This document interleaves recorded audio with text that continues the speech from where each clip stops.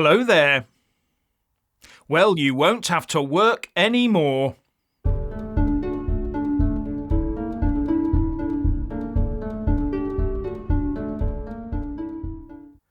Well, here we go. We're now starting to trial free money here in England, like they're doing in Wales. What could possibly go wrong? Well, there are now a few very lucky people in England who will be getting 1,600 quid of taxpayers' money every month for doing diddly squat. Yes, 30 people in two areas, Central Jarrow in the northeast and East Finchley in London, will get £1,600 a month for 2 years to assess the impact this will have on their lives. And this is something backed by the Mayor of Greater Manchester, Andy Burnham, who said universal basic income, or UBI, is something whose time has come. A universal basic income will put a solid foundation beneath everybody so that they can have a life with security and stop worrying about everything, he said. Stop worrying about having a job too, for many, no doubt. Now we're told this is all because of the artificial intelligence and mechanisation we've got coming down the pipes that will rob everyone of a job.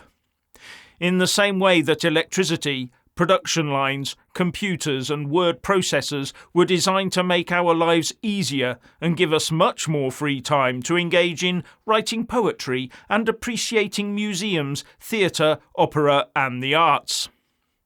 Anyway, trialling a UBI with a handful of people is a completely different kettle of fish to handing out about 80 billion quid a month to maybe 50 million people based on 1,600 quid per adult per month. That's just about £1 trillion every year, which is nearly half of UK GDP. And in the financial year 2022 to 2023, the taxman raised just over £1 trillion. And at 40%, that was the highest share of GDP since the 1980s. We'd have to double the tax take to pay for that level of UBI. Also, what mix of people have they got in these trials? Go-getters and those who live a normal life, something that will make the trial look good and successful? Or a proper mix of people, including the homeless, users of illicit substances, those who imbibe too much alcohol, problem gamblers, ex-cons, etc.? Now that would be a very instructive thing to do, one thinks.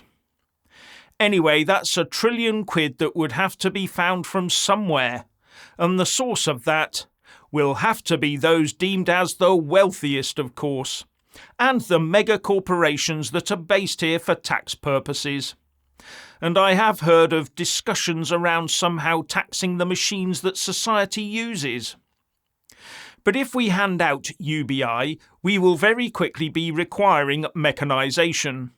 Who would want to work at picking fruit and veg or stacking shelves if they already had 1,600 quid coming in a month? 1,600 quid that would obviously have to be index linked. Who would clean those hospital wards? These and many driving jobs would have to be safely and cheaply automated. And it could end up with the case where the higher the level of automation in your company, the higher your tax rates. Because that £1 trillion either has to come in the form of tax or the Treasury printers go brrr. And UBI will be the biggest political hot potato going, because at every single election, those who do not work will be voting for the party that promises the greatest uplift in UBI. You can see it coming. While those that do work as well as receiving UBI will see it as unfair that they get targeted for money and tax and don't have 2 votes each. And it's universal, so anyone coming into the country to work would get it, as would anyone coming here for any extended length of time. Rubber boats, anyone? Talk about a honeypot. And why save for a pension? And those that do save for the future will find most of it swallowed up by the revenue man to pay for everyone else. think about that 1 trillion quid that needs to be found. And the discussion on inheritance tax will go from not whether it's 0, 10 or whatever percent, it would probably have to be racked up to 100%. And education. Do you think young people will work hard for qualifications for a career if there's an ever-growing UBI on tap, and those that do forge ahead end up not much better off anyway? Now, you might just call this a cynical view, that the vast majority of people will stop doing work they don't like and start doing work they do like. But if they could do the job they wanted to do and it paid well, why aren't they doing that job already? The Tory government wants to make work pay, to get people out of poverty. But it looks like there are many out there who think the state must pay for people not to do anything.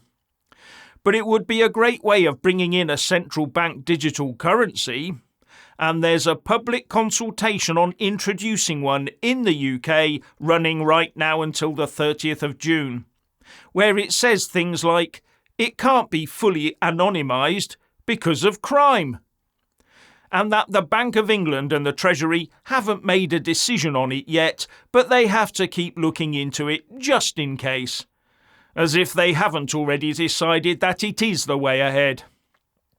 And UBI could be paid through that and that alone, requiring anyone who wants 1,600 quid free a month to have to register with the government. But there will of course be many people who couldn't care less about these concerns, but there will be many who do. And what worries me about a UBI is that unless it is tied to people continually doing something worthy of it, then we risk turning the nation into a population of useless eaters. No wonder they want us penned into little neighbourhoods with no personal transport and no access to cheap energy. Richard. So, in the United States of America, in the state of Utah, primary schools have banned the Bible. Apparently because it contains verses and chapters of vulgarity and violence. Well, one could argue in this day and age of the snowflake generation that the Bible does indeed contain such passages. Yet it is fine for these schools to push the agenda, where children are exposed to certain doctrines that are utterly deplorable, and they're exposed to these doctrines on a daily basis. Now, many of you may not be Christian, but believe me, after 2,000 years of inherited Christian values, your morality is to the larger extent formed by Christianity. So what will the morality of these children look like that are not exposed to Christianity through the Bible? Well, firstly, you have to understand that the morality of these youngsters will not be just formed in the absence of Christianity, but in the presence and dogma of evil, where their innocence will be robbed from them. Oh, you don't believe in evil and think it's just a man-made construct? Oh, okay. Oh, sorry, you do believe in evil, but you find it hard to quantify.